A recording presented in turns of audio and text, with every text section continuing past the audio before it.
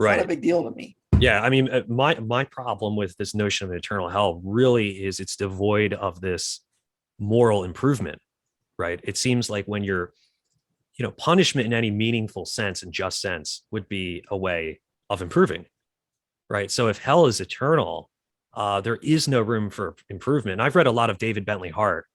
Hmm. You're familiar with him, right? I read That All Shall Be Saved, and he Yeah. has this. I forget where it's at, but he says one will only ever begin to suffer because there's no end, right? So you could be in hell for a million years and you've just begun.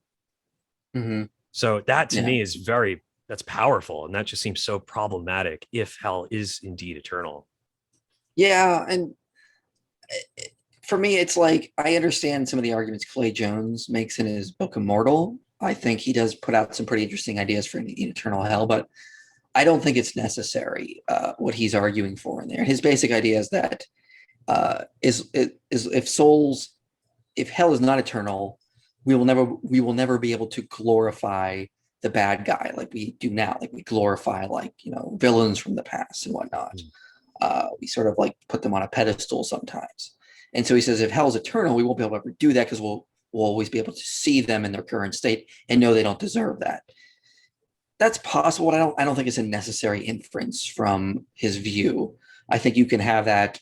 And I think humans can have soul building to the point where they mature to the point they would not glorify villains of the past. So, Right. so again, it's one of those things. It's like I don't really think hell needs to be eternal. Mhm. It probably isn't, especially on my view. But who knows? At the end of the day. Right. Okay. So, question.